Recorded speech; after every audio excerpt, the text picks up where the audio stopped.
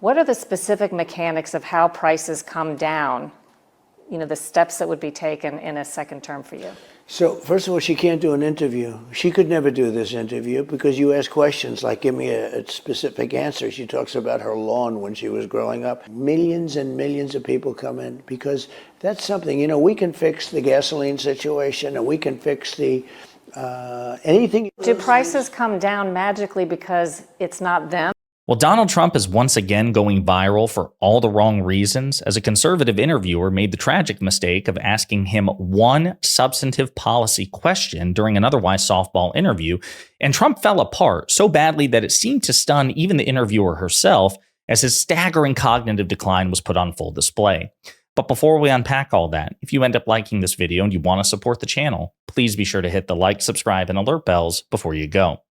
All right, friends, we have a couple of clips to look at in this video. As you know, Donald Trump is the oldest presidential candidate in American history. He's 78 years old. He would be 82 at the end of his second term if he wins the presidency. And poll after poll after poll after poll after poll has shown that a majority of Americans doubt his physical and mental fitness to be president, certainly since President Biden withdrew from the race. So the vulnerability, which was more, whether we like it or not, according to the polls, on Biden, is now on Trump. And it's up to you and I and everybody else to make sure that the American people continue to dwell on Donald Trump's cognitive deficits. He's also helping us out in a roundabout way because he made the mistake of sitting down for this interview. And again, the conservative interviewer, Cheryl Atkinson, for whatever reason, decided to ask Trump a substantive policy question.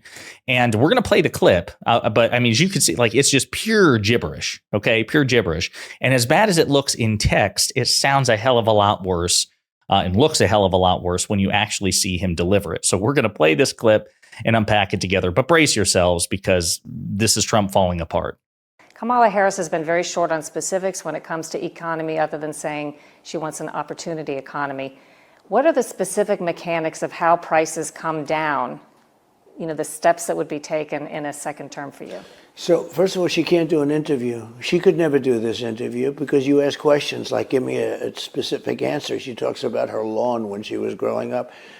This woman is not equipped to be president. She's not equipped to deal with President Xi, who I took in hundreds of billions of dollars with him, and Putin. We had no war with Putin. Remember, and I'm just going to go off just for this, with Bush, they took a lot, Russia. With Biden, they're trying to take everything. With Obama, they took a lot. With Trump, Russia took nothing. Just remember that. You know, it's a little chart. But what happened, and when you look at what took place, was so sad. When they took over, they cut the oil way down. And oil started going through the roof. It was going to go to $10 a gallon. It was going to go to numbers that nobody's ever seen. And so they went back to the Trump drilling. They said, let it go back. That was the only good thing, but they stopped. Because I would be there, but 4 years later, I would be triple what the number was. Right now, they're just about even where I was. But they only did that because of the fact that they eventually have an election coming up. And you remember at the beginning what happened. That's one of the reasons that Putin went in, because it went to $100 a barrel instead of $40 a barrel. And he could fight all the wars he wants with those kind of numbers. I know what you're thinking. Wow, surely that's it. No, it's not. There's like a whole second half to this, but we'll just get to it. So again, you can see him visibly losing his train of thought because he's just so focused on making personal attacks against Vice President Harris and casting aspersions of the Biden-Harris administration. Again, I'll just remind you that under the Biden-Harris administration, as soon as they entered office, oil production and energy production domestically, including drilling and fracking, continued at the same rate as was the Trump administration. As a matter of fact, President Biden, at the end of his first year, had approved a higher rate of drilling and fracking permits than Trump did during the first 2 years of his administration. And this was coming from a progressive president who was trying to transition us away from fossil fuels. But the reality was such that even Biden, very early on, not just within the past 6 months, but within the first year of his administration, was approving these permits. So that is why domestic energy production under the Biden-Harris administration is actually higher than it ever was under the Trump administration. And that is despite the fact that oil and energy producers weren't taking as much advantage of the permits because they were advantaged by supply and demand. During COVID, supply was high, but demand was low. Then when demand skyrocketed back up, these, ExxonMobil and all these energy consumers and oil companies got pretty hefty profit margins as a consequence. And they weren't in a hurry to expand the energy supply because that would lower the price. So all of these things just Donald Trump has no conception of. But again, there's a second half of this where the interviewer seems to recognize, oh my God, I'm not getting a substantive answer to the substantive question. I probably shouldn't have asked it. And she tries to redirect and get something more concrete out of him. He's a big seller of oil and gas. So what happens is they went back to what I was doing, just said, reopen. It wasn't hard. It's so crazy what they want to do. They're going to destroy lives. They're going to destroy what they have done to this country, and especially in the sense of allowing millions and millions of people come in, because that's something, we can fix the gasoline situation and we can fix the anything. Do prices come down magically because it's not them? They come down with energy and they come down with interest rates. We're going to get, as I told you, we're going to get energy down by 50% in 12 months. We're going to have it's going to be a major smash on energy. If you look at the energy and I'm not just talking about cars, I'm talking about air conditioning, heating.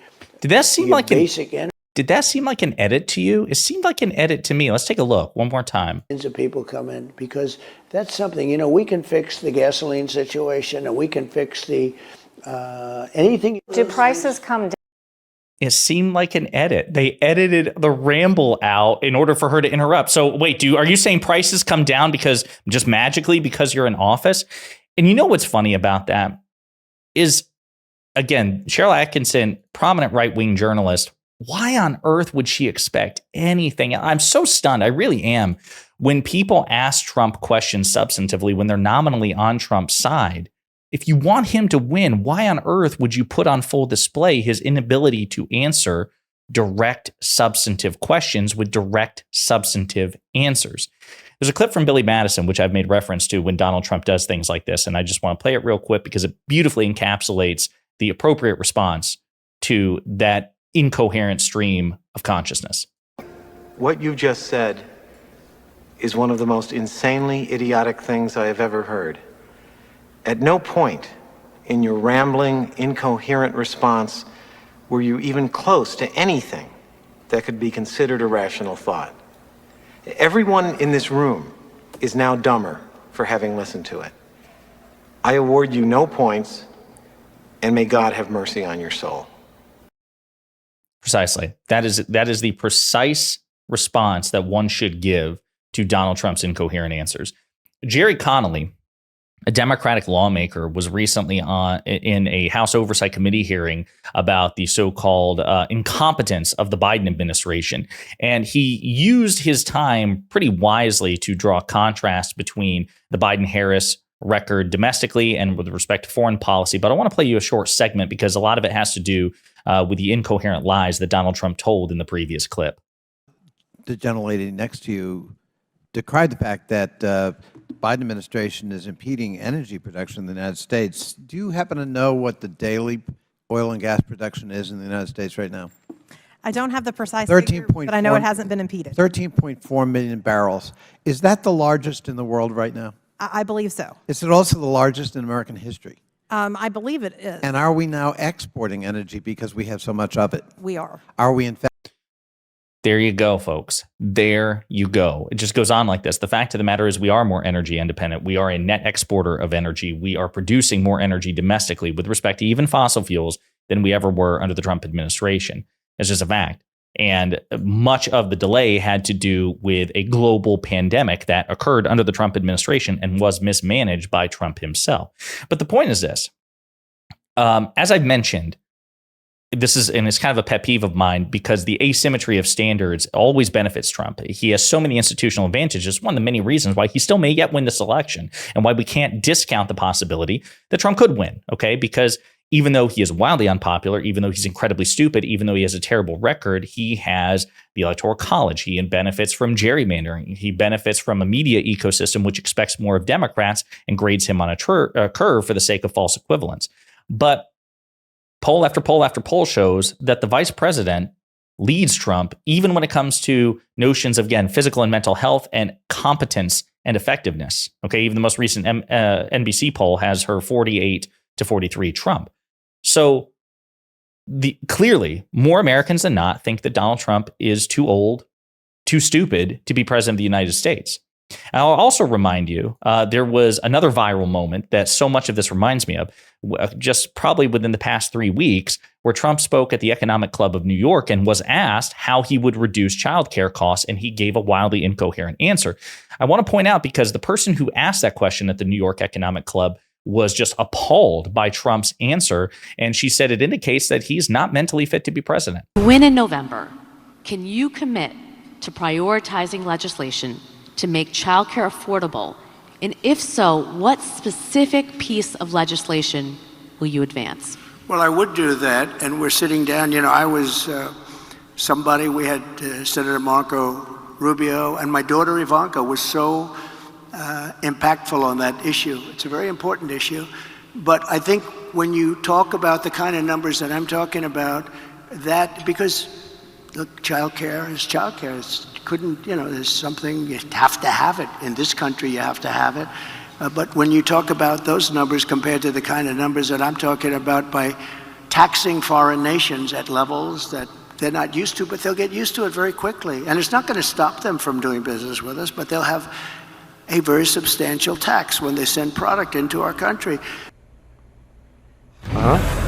With us now is Reshma Saujani. She asked the question yesterday. She's a member of the Economic Club of New York's Board of Trustees. I don't know if you watched the debate in June, but I tried 3 times to get him to answer that question. You tried a 4th. Did you get anything out of that? Kind of. I may have gotten a little bit more than you did, because he did answer the question. And what he told us was that childcare expenses are no big deal. The fact that you're drowning in debt because of them, sorry, but not sorry. And he also told us that, no, I don't have any ideas or a proposal or legislation, and it's insulting. And it's insulting to parents who are constantly having to choose between funding their daycare and feeding their kids. And the thing is like, if you don't have a plan to solve childcare, you are not fit to be president. And he's not. Indeed, he's not. So, yep, once again, Donald Trump is going viral for all the wrong reasons. This right-wing interviewer made a tragic mistake. For some reason, ignoring Donald Trump's 9 years of political life, somehow thinking today would be the day that he could actually answer a substantive question. You could make the argument, set him up for failure by expecting him to be able to, engage with policy.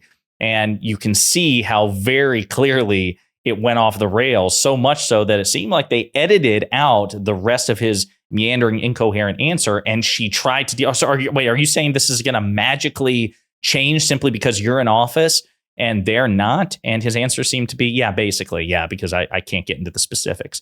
Really pathetic stuff. Let's make sure this goes viral as much as possible and help Donald Trump damage his own campaign. He certainly seems eager to do so. In the meantime, let me know what you think in the comments.